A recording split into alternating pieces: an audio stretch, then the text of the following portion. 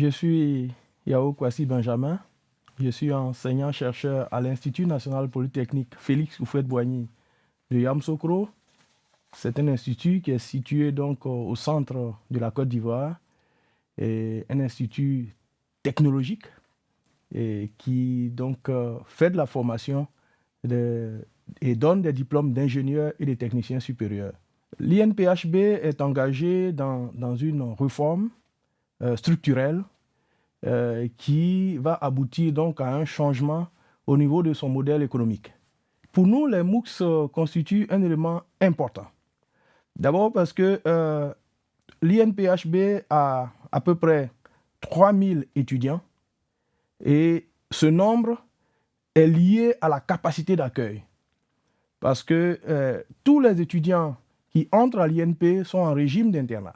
Pour nous, les MOOC constituent effectivement une solution à la massification et à l'amélioration continue de la formation.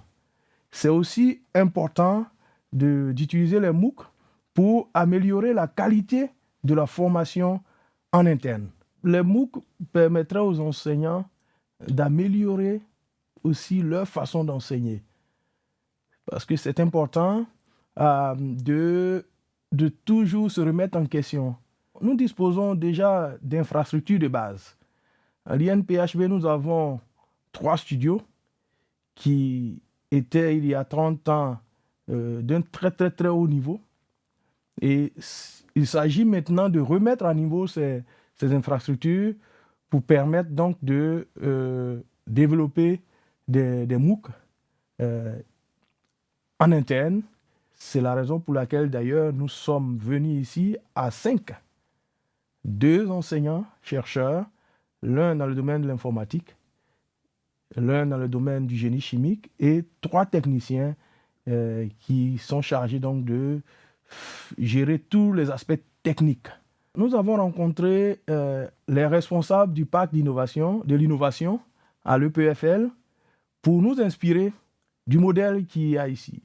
Nous pensons avoir compris l'essentiel de la démarche qu'il y a ici à l'EPFL et cela va certainement guider ou nous conduire, nous aider dans la réforme que nous voulons faire parce qu'effectivement, nous voulons qu'un certain nombre de nos diplômés puissent s'installer à leur propre compte, créer leur propre entreprise.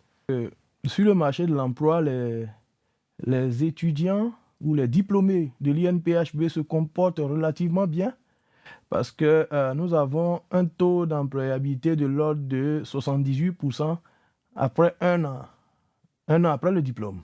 C'est déjà pas mal dans un environnement qui n'est pas très développé donc au niveau de l'économie.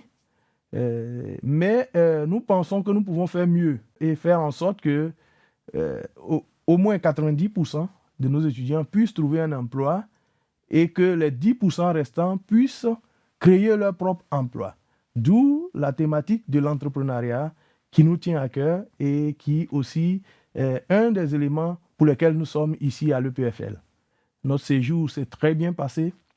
Nous pensons avoir des éléments suffisants pour développer chez nous les MOOC et faire en sorte que aussi nous puissions apporter quelque chose aux pays voisins.